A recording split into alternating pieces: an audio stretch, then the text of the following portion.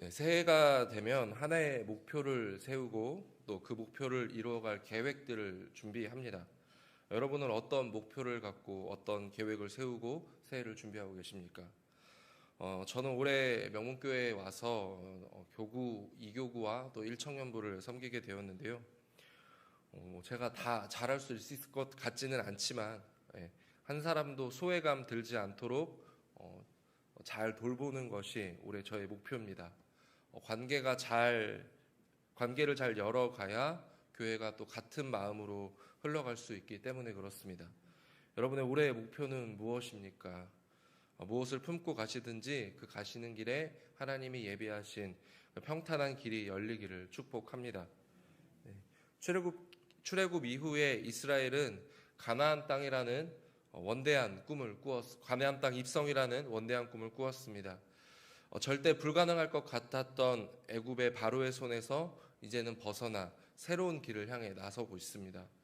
홍해가 자신의 앞길을 가로막았지만 하나님께서는 바다의 길을 만드셔서 그들로 지나가게 하셨습니다. 역사상 그 누구도 경험해보지 못한 놀라운 일들을 이스라엘 사람들은 경험하고 있었습니다.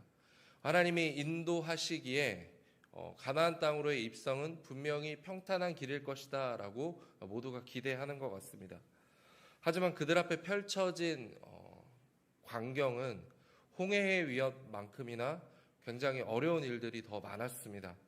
가나안 땅으로 가는 그 길에는 강한 왕권을 중심으로 문명을 이루고 군대를 형성한 여러 나라들이 있었기 때문입니다. 하나님이 주시기로 한 그 땅은 그저 텅 빈 아무도 없는 주인 없는 그런 곡창지대가 아니었습니다. 다른 민족들이 이미 앞서서 그 땅을 점령하고 있었고 또 그들을 살펴보니 매우 강해 보였습니다. 우리의 목표한 바를 이루어 갈 때 다른 사람들이 내가 지나가는 길에 많은 사람들이 온 힘을 모아서 나를 도와주고 길을 열어주면 얼마나 좋겠습니까? 내가 가는 길이 비좁다면 양보해주고 또 잠깐 멈추어 서주고 또 디딤돌이 되어준다면 정말로 평탄하게 내가 목표한 바를 이루어 갈 수 있을 것 같습니다. 그런데 현실은 어떻습니까? 그렇지가 않죠. 나의 목표와 다른 사람의 목표가 똑같다면 서로 경쟁하는 경쟁자가 되어버리고 또 그 경쟁 사이에는 언제나 다툼이 있기 마련입니다. 부딪힘이 있다는 것이죠. 운전을 하다 보면 이런 모습이 참 잘 나타나는 것 같습니다. 새해 첫날 교구에 장례가 있어서 저 멀리 전라남도 해남까지 다녀왔습니다. 장거리 운전을 하다 보니 별의별 사람들이 참 많이 있습니다. 차와 차 사이에 간격이 좁은데도 불구하고 자신의 길을 가겠다고 그것을 끼어드는 분들도 계시고 진행 차선의 제한 속도를 지키며 천천히 평탄하게 좀 가시는 분들도 계셨습니다. 그런데 제일 이해가 안 되는 분들이 누구냐면 추월 차로를 혼자 점령하시고 속도도 내지 않은 채 느릿느릿 가시는 분들이 계시는데요. 그분들 때문에 정체가 더 심각해졌던 것을 몸소 경험하고 왔습니다. 요즘은 개인주의가 극대화되다 보니 타인에 대한 감각이 상당히 많이 무뎌져 있습니다. 남이 날 어떻게 보던 말던 나로 인해 다른 사람이 피해를 받던 말던 나는 내 갈 길 간다. 나만 피해보지 않으면 된다. 나만 손해보지 않으면 된다 하는 생각들을 사람들이 너무나도 많이 하고 살아가는 것 같습니다. 그런 시대를 살아가는 사람들은 저마다 나만 손해보지 않으려 하고 더 치열하게 상대방을 외면한 채 자신의 앞만 보고 달려가 버리는 모습을 보여주곤 합니다.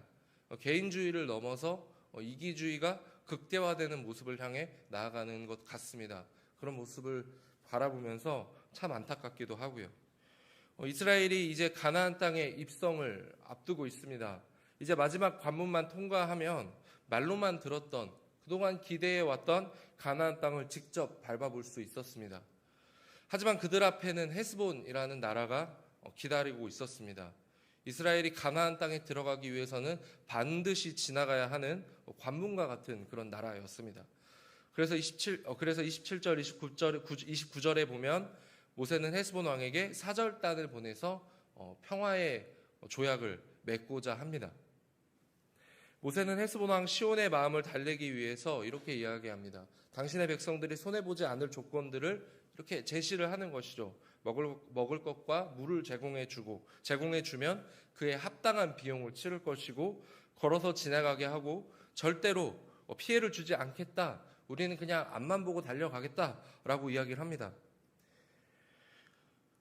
그런데 이 시간들을 지나가는 이스라엘 백성들에게 이 시간은 굉장히 좀 힘든 시간이 될 것 같습니다. 왜냐하면 헤스본 왕이 이 모든 것들을 거절하고 있기 때문이죠. 가나안 땅을 목전에 둔 이스라엘의 마음이 굉장히 다급합니다. 그냥 달려들어도 모자랄 판에 모세는 협상이라는 그런 승부를 띄웁니다. 이 과정이 상당히 괴롭죠. 자신을 굽히는 것이 필요하고 상대방의 요구 조건을 내가 들어줘야 하는, 어쩌면 자존심이 상하는 일일 수 있기 때문입니다. 하지만 이 일을 통해서 모세는 헤스본과의 화친을 이루려고 합니다. 평화적인 방법으로 그들이 나아갈 길을 모색하고 있는 것이죠. 굳이 싸우지 않고 싸움을 피하고 안전하게 모두가 평안하게 지나갈 수 있는 그 길을 가려고 합니다. 서로가 윈윈할 수 있는 그런 전략을 세운 것이죠. 목표를 이루기 위해서 어떨 때는 직진만이 답이다라고 생각하며 살 때가 있습니다만 그 직진이 때로는 우리를 괴롭게 할 때가 있습니다. 때로는 우리는 피해야 할 때가 있고 또 자신을 굽혀야 할 때가 있습니다. 직진이라는 것이 굉장히 속 시원할 것 같지만 그 직진 때문에 큰 손해를 감수해야 될 때가 더 많다라는 거죠. 모세는 정면 승부를 내기보다는 다른 길을 택하기를 선택합니다.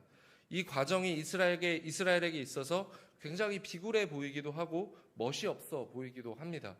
이집트도 물리쳤고 홍해도 건넜고 싸움할 때마다 승승장구하던 이스라엘의 모습은 온데간데 없습니다. 위풍당당한 모습은 찾아보기 힘들 정도로 이스라엘 백성들은 자신을 낮추어서 헤스본 왕의 비율을 맞추려고 합니다. 그런데 헤스본 왕은 어떻습니까? 모세의 제안을 거부합니다. 이스라엘이 가야 할 그 길을 떡하니 가로막고서 비켜주지 않는다는 거죠. 이스라엘이 가나안 땅으로 들어가는 일은 나와 전혀 상관없는 일이니 나는 아무것도 하지 않을 것이다. 알아서 해라 하면서 이스라엘의 진로를 방해하고 있습니다. 결국 헤스본은 이스라엘에게 크게 패해서 모든 것을 잃어버립니다. 물론 이 모든 것은 하나님이 허락하신 전쟁이었다는 것을 우리는 잊어서는 안 되겠고요. 하나님은 처음부터 그들과의 전쟁을 원하지 않으셨습니다. 오히려 그들과 화친을 맺고 가나안 땅으로 들어갈 평탄한 길을 하나님은 먼저 제시하셨습니다. 그런데 그것을 거부하는 것은 사람의 욕심과 고집인 것이죠. 히브리서 12장에 보면 모든 사람과 더불어 화평과 거룩함을 따르라, 이것이 없이는 아무도 주를 보지 못하리라 라고 이야기를 합니다. 하나님은 전쟁을 즐기고 사륙을 즐기는 그런 분이 아니십니다. 하나님은 먼저 모든 것을 인내하게 하시고 화평을 이루어 가기를 원하시는 분이십니다. 그것이 하나님의 선한 뜻임을 우리는 기억해야 할 것입니다. 서로가 자신의 목표만 앞세우다 보면 교통체증이 일어나는 것처럼 여기저기 부딪히는 사고가 일어납니다. 교회 일을 하면서도 내 생각과 또 여러 사람들의 생각이 서로 섞이다 보면 의견 충돌이 있을 수밖에 없습니다. 여러분의 삶의 자리에서도 또 가정 안에서도 마찬가지겠죠. 다툼에서 승리한다고 한들 여러분 마음은 편하십니까? 지나고 나면 주위에 아무도 남지 않는 일들을 우리는 보게 됩니다. 결국 싸움이라는 것은 무언가를 내가 얻을 수 있겠지만 때로는 아무 의미 없는 싸움이 될 때가 훨씬 더 많이 있다는 것이죠. 사랑하는 성도 여러분, 여러분이 가야 하는 그 길에 어떤 길들이 펼쳐질지는 모르겠지만 그러나 그 길 위에서 먼저 인내하시고 화평을 이루는 삶의 자세를 갖춰가시기를 축복합니다. 아무리 나를 도와주는 사람이 없고 또 나에게 길을 열어주는 사람이 없고 오히려 나를 방해하는 사람들이 있다 할지라도 하나님이 일하시는 것들을 우리가 바라보면서 먼저 그들에게 기회를 넘겨줄 때도 있어야 하고 그들과 잘 지내면서 우리는 또한 새로운 길을 모색할 수 있어야 합니다.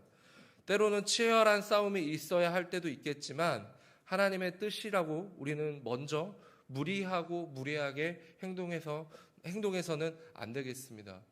그래서 하나님이 준비하신 이 선한 의도가 악한 의도로 드러나 버리지 않도록 겸허하게 우리의 삶을 살아가는 것, 그것이 우리에게 필요한 또 하나의 삶의 자세이지 않을까 생각합니다.